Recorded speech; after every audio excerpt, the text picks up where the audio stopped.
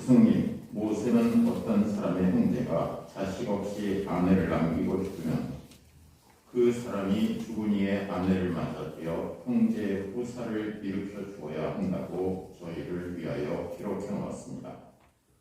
그런데 7 형제가 있었습니다. 마지가 아내를 맞아들였는데 자식 없이 죽었습니다. 그래서 둘째가, 그 다음에는 셋째가 그 여자를 맞아들였습니다. 그렇게 7이 모두 자식을 남기지 못하고 죽었습니다. 마침내 그 부인도 죽었습니다. 그러면 부활할 때 그 여자는 그들 가운데 누구의 아내가 되겠습니까? 7이 다 그 여자를 아내로 맞아들였으니 말입니다. 예수님께서 그들에게 이르셨다. 이 세상 사람들은 장가도 들고 시집도 간다. 그러나 저 세상에 참여하고 또 죽은 이들의 부활에 참여할 자격이 있다고 판단받는 이들은 더 이상 장가드는 일도 시집가는 일도 없을 것이다. 천사들과 같아져서 더 이상 죽는 일도 없다. 그들은 또한 부활에 동참하여 하느님의 자녀가 된다. 그리고 죽은 이들이 되살아난다는 사실은 모세도 떨기나무 대목에서 주님은 아브라함의 하느님, 이삭의 하느님, 야곱의 하느님이라는 말로 이미 밝혀주었다. 그분은 죽은 이들의 하느님이 아니라 산 이들의 하느님이시다. 사실 하느님께는 모든 사람이 살아있는 것이다. 주님의 말씀입니다. 그리스도님 참여합니다. 오늘은 연중 제32주일입니다. 그리고 성신도주일인데 원래는 이제 34주일이 그리스도 왕 대축일로 다해 전례력이 끝나고 다음 주 개인 일주가 시작됐죠. 그래서 그 전례력이 끝나는 그리스도 왕 대축일 전주일을 2차 바티칸 공의 이후에는 평신도의 역할이 강조되면서 평신도주일로 제정을 했었습니다. 그런데 현 교황님께서 2016년 자비의 희년을 마치면서 이 자비의 희년을 기념하는 날을 올 2016년 한 해로 그치지 말고 매년 있었으면 좋겠다. 그래서 연중 제33주일 평신도주일이죠. 여기에 세계 가난한 이의 날을 2016년부터 정하셨어요. 전 교황님이 센 겁니다. 전 교황님이 제일 센 거죠. 그래서 평신도주일은 한 주 앞으로 밀대로 하고 연중 제32주일에 지내겠습니다. 평신도주일이 되면 통상 조중미사 때 사모회장님이 올라와서 강론을 하십니다. 다 준비된 그런 전체 교구가 함께 오신처럼. 그런데 우리 사모회장님은 오늘 시제에 중요한 역할을 맡으셔가지고 시제를 떠나서 어제 저녁에 죄송하다고 저녁미사가 있고 죄송하다고 하면서 아무개 회장님이 할 거라고 이렇게 말씀을 하고 있습니다. 그분은 바로 재무평의회 의장이신 장정모 베드로 회장님이십니다. 올라오시겠습니다. 박수.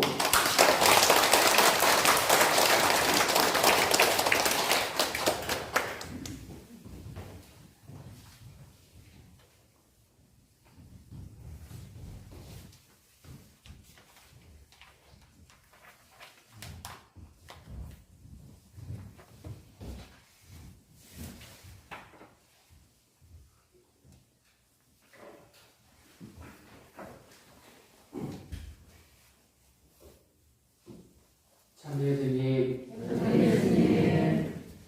저는 사목회 재무평의회에서 일하고 있는 장정모 베드로입니다. 평신도 주일을 맞아 의정부 교구 평신도 사도직 협의회에서 발표한 내용을 말씀드리고자 합니다. 우리가 처한 환경 생태에 대한 우려와 그 해법을 찾는 내용입니다. 들으시기에 다소 딱딱하게 들리실 수 있겠지만 우리가 직면하고 있는 현실이기에 같이 고민하는 마음으로 들어주시면 고맙겠습니다. 교우 여러분, 오늘은 55번째 맞이하는 평신도 주일입니다. 평신도들은 그리스도인 정신으로 불타올라 마치 누룩처럼 세상 안에서 사도직을 수행하도록 하나님께 부름을 받았습니다.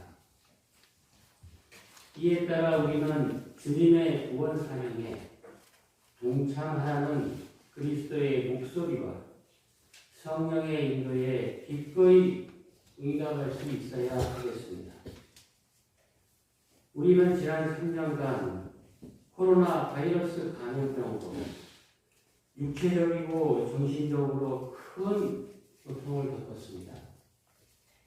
생활의 변화뿐 아니라 갑작스럽게 맞닥뜨린 비대면 상황에서 가까운 이들과의 격리, 이별, 그리고 죽음의 두려움도 경험하였습니다.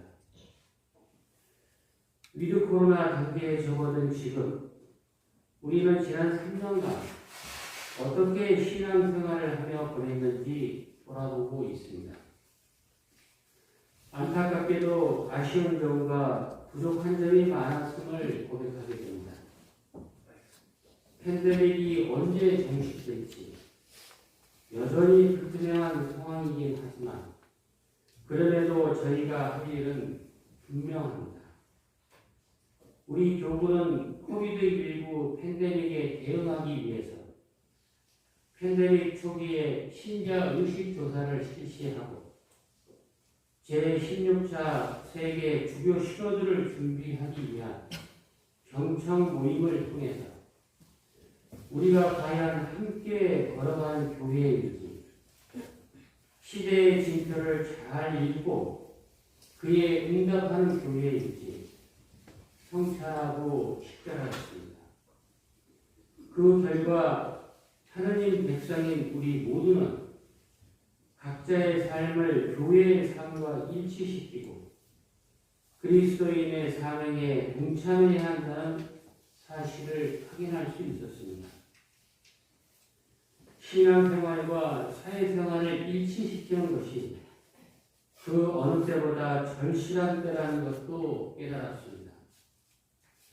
무엇보다 각자 신앙의 눈으로 보고 몸에 익히는 신앙 습관이 중요하다는 사실을 확인하였습니다. 중국의 전체 인구가 우리나라 국민과 같은 생활 수준을 누리려면 지구가 7개가 더 필요하다고 합니다. 4차 산업혁명 시대를 살아가는 인류에게 가장 큰 공통과제로 날로 벌어지고 있는 빈부격차와 생태계 파괴 문제, 이 두 가지가 제기되고 있습니다.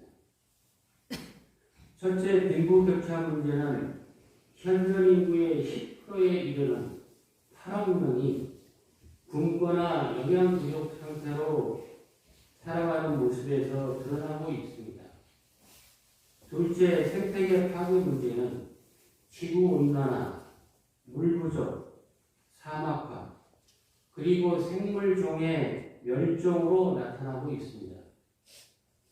우리는 생태계 위기의 징후가 뚜렷함에도 하느님께서 맡겨주신 피조물들을 무책임하게 착취하거나 남용하며 살아왔습니다. 그 결과 지구 나이 138억 살 중 지금이 가장 최악의 상태라 합니다.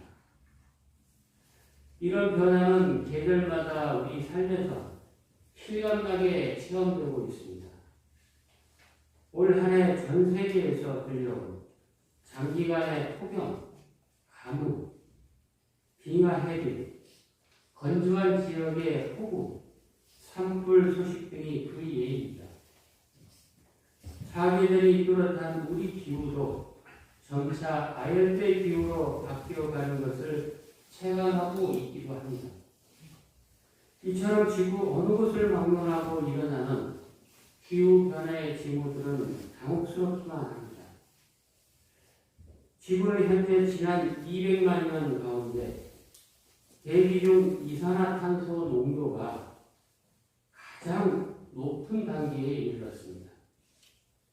지구 역사상 5번 대멸종이 있었는데 멸종에 앞서 늘 이산화탄소가 급격하게 증가하였습니다. 이산화탄소 증가가 지구 대멸종의 전조 현상이라는 것입니다. 최근 우리가 경험하고 있는 급격한 기후변화, 기후위기, 지구온난화는 온실가스 배출이 그 원인으로 추정되고 있습니다. 산업과 운송에 사용하는 에너지, 화석연료가 이런 변화의 원인이고 그 결과는 저희가 지금 경험하는 기후 재앙입니다. 지구의 평균 온도가 섭씨 4도 올라오면 그린란드 빙하는 전부 녹아낼 것이 확실하다고 합니다. 빙하가 다 녹으면 헬스맨이 지금보다 9.75mm 이상 상승할 것이라 합니다.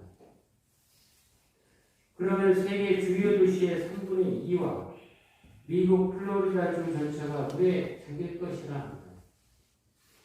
우리나라 해수면도 꾸준히 상승해 왔습니다. 최근 10년 동안 3.48mm 높아졌는데 이는 세계 평균 상승폭인 2mm보다 훨씬 높은 수치였습니다. 코비드19 감염병도 이렇게 지구가 앓는 몸살과 무관하지 않다는 것이 전문가들의 진단입니다. 인류가 그동안 수행하고 있는 일에서 철저한 변화가 시급하다는 바오로 6세 성인의 이 가르침에서 우리는 이 지구의 생태 파국의 가능성이 잠재한다는 사실을 확인할 수 있었습니다. 지구 생물권이 인간이 자행하는 무제한적 개발과 남용을 더 이상 견딜 수 없는 상태에 이르렀습니다. 따라서 현 세대는 기후위기의 원인, 피해, 해법이 집중된 세대이기에 더 큰 책임감을 느껴야 합니다. 기후 문제는 이산화탄소 배출과 대기를 심각하게 오염시키는 가스 배출을 현저하게 감소시킬 수 있는 정책을 시급하게 수립해야 합니다. 화석연료를 대체할 정책과 재생 가능 에너지 자원 개발 정책과 함께 에너지를 덜 소비하고 자연 자원을 덜 필요로 하는 실천도 시작해야 하겠습니다. 우리 의정부교구 환경농촌 사목위원회는 기후위기 극복을 위해서 행동하는 그리스도인을 위한 찬미가소서 행동 7년을 사목 비전으로 정한 바 있습니다. 생활 쓰레기 문제, 저탄소 식생활 문제 등 실천 과제를 7개의 영역으로 나누어서 2027년까지 분당 단위에서 시행할 수 있는 그러한 계획을 수립하였습니다. 이처럼 그리스도인은 생태 위기 극복을 위해서 적극적이고 능동적으로 자신과 사회를 변화시켜야 할 의무가 있습니다. 생태 재난의 원인과 비난 대상을 외부에서 찾거나 실망하며 자포자기할 것이 아니라 기후 문제를 나의 문제로 인식하고 작은 실천이라도 꾸준히 해나가는 것이 필요합니다. 환경 보존과 기후위기 극복을 위한 그리스도인의 행동은 하느님을 참되게 참여하는 신앙 행위이자 창조의 가능성을 가지고 이어갈 미래 세대를 위한 숭고한 행동입니다. 이제 이 행동 계획을 몸소 실천해야 하겠습니다. 하느님의 사랑은 감정의 일종이 아닙니다. 하느님의 사랑은 세상에서 존재하는 하나의 방식이어야 합니다. 자연과 스스로와 타인을 돌보는 하나의 방식이 사랑입니다. 2022년 11월 평신도 주일에 천주교 의정부 교구 평신도 사도들 축하드립니다.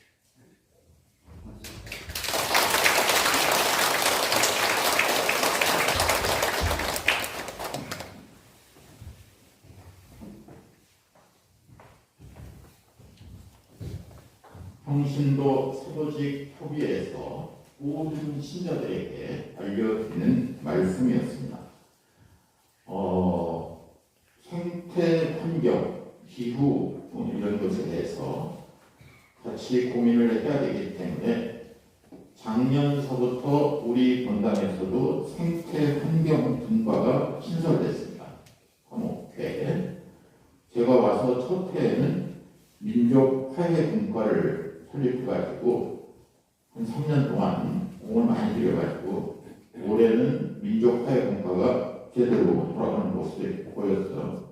이제 생태 환경 분과는 작년 10월부터 해가지고 아직까지는 우리에게 눈에 띄는 게 없지만 언젠가 우리 본당이 생태 환경을 위해서 아주 많은 역할을 지금 그 중에 하나가 우리가 1시간 어떤 신자분의 건의에 의해서 1시간 전에 성당 안에 불을 모두 켜는 것을 30분 전에 켜고 있습니다.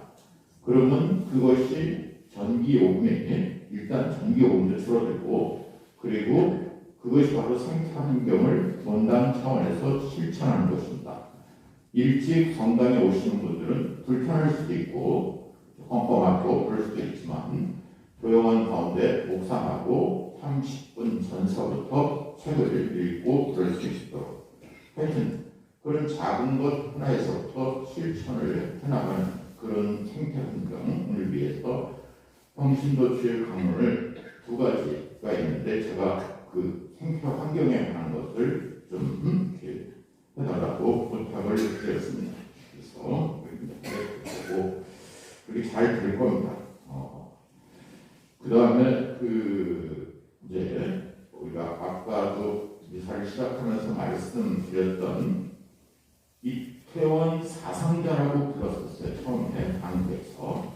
그러다가 며칠 지나고 나서 이태원 사고 사상자라고 얘기했다가는 마저 죽을 것 같으니까 이태원 참사 희생자로 현수막을 바꾸고 참사입니다.